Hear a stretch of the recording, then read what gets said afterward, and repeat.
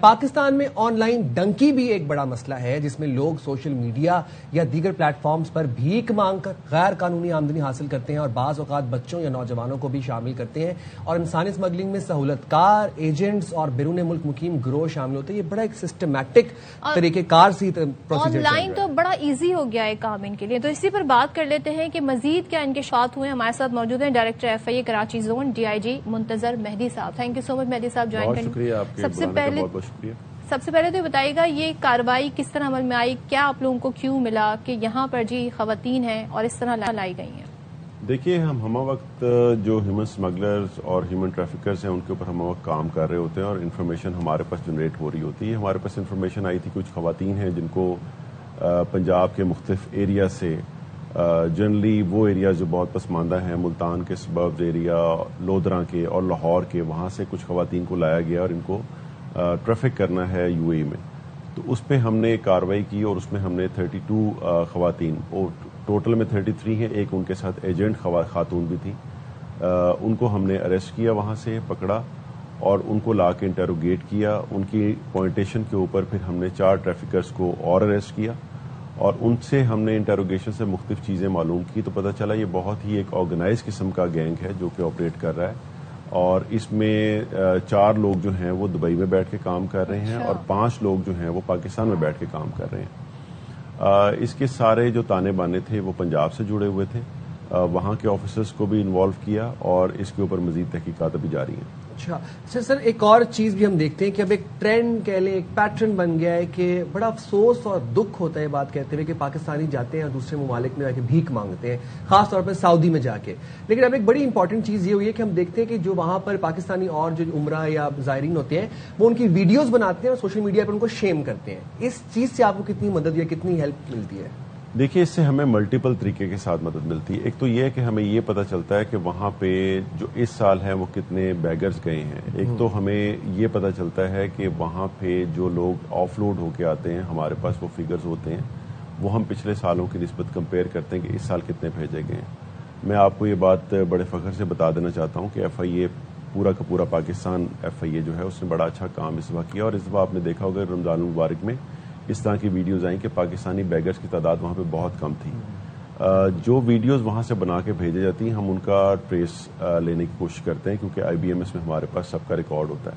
اس سے 2-3 کیسز میں ہمیں بہت مدد ملی ہے۔ وہ لوگ ہم نے آئیڈینٹیفائی کیے جو 30-30 35 دفعہ عمرہ کرنے کی غرض سے حجاز مقدس گئے تھے۔ ہماری ان ایفرٹس کی وجہ سے الحمدللہ اس دفعہ بہت کم شکایات آئی ہیں اور لوگوں کو زیادہ شکایات آئیں کہ زیادہ آف لوڈ کیا گیا، کیونکہ ہمارے پاس پروفائلنگ کا بہت ہی جدید نظام موجود ہے۔ ہم ہر بندہ جو ہمارے پاس آتا ہے، ہمارا جو امیگریشن آفیسر ہے اس کو پوری طرح سے جانچ پڑتال کرتا ہے اور کوشش کرتا ہے کہ کوئی ایسی چیز جس سے ملک کی بدنامی ہو وہ ہم نہ کریں اور وہ نہ ہونے دیں۔ اچھا، پچھلے دنوں جو خبریں بھی آئیں، ہزاروں کی تعداد میں ڈیپورٹ ہوئے سعودیہ سے، یہی جو بھیک مانگ رہے تھے، بیگرز کی بات کر رہے ہو، آپ نے کہا پروفائلنگ کا بڑا جدید طریقہ ہے، کس طرح پروفائلنگ کرتے ہیں؟ کیونکہ ہمارے یہاں ہر طرح کا طبقہ ہے اور ظاہر مقدس مقامات کی زیارت کے لیے لوگ زندگی بھر جمع پونجی جو ہے وہ جمع کر کے جاتے ہیں۔ How would you identify them, like ان کا سوشو اکنامک اسٹیٹس دیکھ کے کس طرح آپ لوگ؟ جیسے آپ نے بتایا کہ یہ سوشو اکنامک جو ان کا بیک گراؤنڈ ہے، جس طرح کی ان کی آؤٹ لک ہے، یہاں پہ کیا کام کرتے ہیں، ان کا کس قسم کے پیپرز ہیں، کچھ اسپانسرشپ پہ جا رہے ہیں، بار بار جا رہے ہیں، یہاں پہ کیا کام کرتے ہیں، ان ساری چیزوں کو ہم چیک کرتے ہیں۔ ہمارے جو امیگریشن آفیسرز ہیں ان کو ہم مختلف قسم کی تربیتی ورکشاپس میں سے گزارتے ہیں جس پہ وہ پروفائلنگ کرنا سیکھتے ہیں۔ پھر ان کے پاس ایک بہت ہی سائنٹیفک سا پرفارما ہوتا ہے جس کے مطابق وہ چیزوں کو چیک کرتے ہیں۔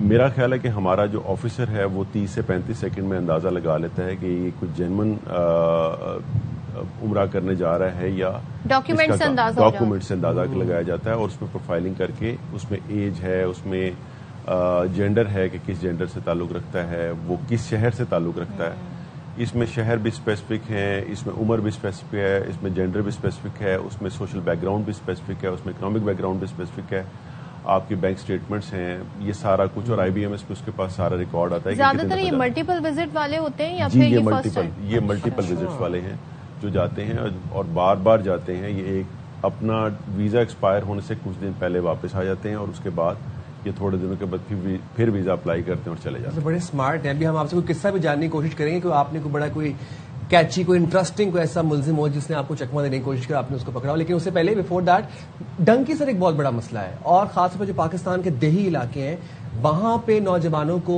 بڑا شوق ہے باہر کے ملک جانے کا, لیکن اب وہ ڈنکی کے تھرو جاتے ہیں. بہت سے نوجوان ایسے ہیں جو افسوس سے کہنا پڑتا ہے کہ پہنچ بھی نہیں پاتے منزل مقصود تک, رستے میں جو ہے وہ بیچارے حادثے کا شکار ہو جاتے ہیں. تو ڈنکی کو کیسے آپ لوگ کنٹرول کر رہے ہیں اور اس کو آئیڈینٹیفائی کیسے کرتے ہیں کہ ڈنکی والے کون لوگ ہیں؟ دیکھیے اگین پروفائلنگ کا سسٹم ہے, اس میں آپ کو ایک بات بہت انٹرسٹنگ ہے جو سمجھنی پڑے گی. ہمارا جو یہ پرٹیکولر کرائم ہے جس کو ہم ہیومن اسمگلنگ کہتے ہیں, یہ ایک جرم ہے اور اس کو عام جرائم کے لحاظ سے بہت ڈفرینٹ ہے. عام جرم میں جو ایگریڈ پارٹی ہے وہ لا انفورسمنٹ ایجنسی کے ساتھ کھڑی ہوتی ہے اس کی مدد کرنے کے لیے. اس میں جو وکٹم ہے یا جو ان دیٹ سینس وہ اوفینڈر بھی ہے وہ ایجنٹ کے ساتھ کھڑا ہے, ملزم کے ساتھ کھڑا ہوا ہے. یعنی وہ ہماری ہیلپ نہیں کر رہا ہوتا, وہ ملزم کی ہیلپ کر رہا ہوتا ہے.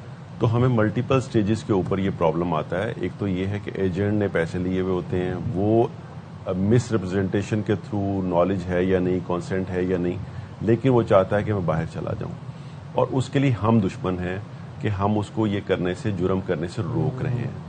اور جب وہ پکڑا جاتا ہے تو پھر ہم اس کو وکٹم کے طور پہ ٹریٹ کرتے ہیں. جب ہم وکٹم کے طور پہ ٹریٹ کرتے ہیں تو وکٹم ہونے کے باوجود وہ ملزم کا ساتھ دیتا ہے, نہ کہ لا انفورسمنٹ ایجنسی کا ساتھ دیتا ہے.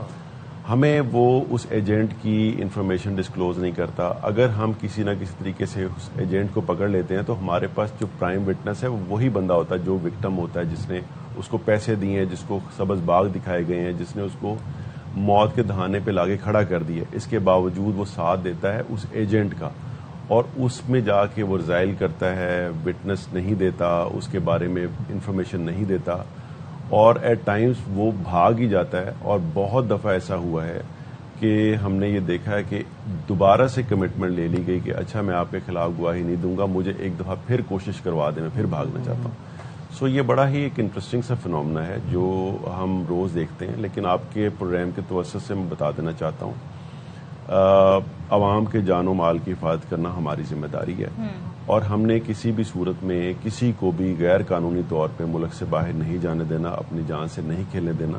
یہ ہماری پرائم رسپانسبلٹی ہے, اور اس میں ہم ہمیشہ جو ہے وہ وکٹم کو بچاتے رہیں گے اور ایجنٹس کے خلاف کارروائی کرتے رہیں گے. عوام سے اپیل یہ ہے کہ جہاں پہ بھی ان کے ساتھ یہ زیادتی ہو رہی ہے اور یہ سارا کچھ جو ہو رہا ہے, یہ اس کے اوپر وہ کبھی بھی ایجنٹس کا ساتھ نہ دیں. کوئی بھی انفارمیشن ہے وہ ہمیں بتائیں, ان کے خلاف ہمارے ساتھ کھڑے ہوں, ان کو کیفے کردار تک پہنچانے میں ہمارا ساتھ دیں. آپ نے بڑی اچھی بات کی, لیکن یہ جو آن لائن آج کل ہو رہا ہے اس نے ان ایجنٹس کا یا اس طرح کے منظم گروہ کا کام آسان کر دیا ہے. اس کے لیے آپ لوگ کیا کر رہے ہیں؟ بڑے ایسے اشتہار بناتے ہیں, جی حاضر ویزا موجود ہے, جی آئیں اور لے جائیں, لوگوں کو اس طرح سے مختلف لیکریٹو جابز کے چانس دیتے ہیں. ان کے لیے آپ کیا کر رہے ہیں؟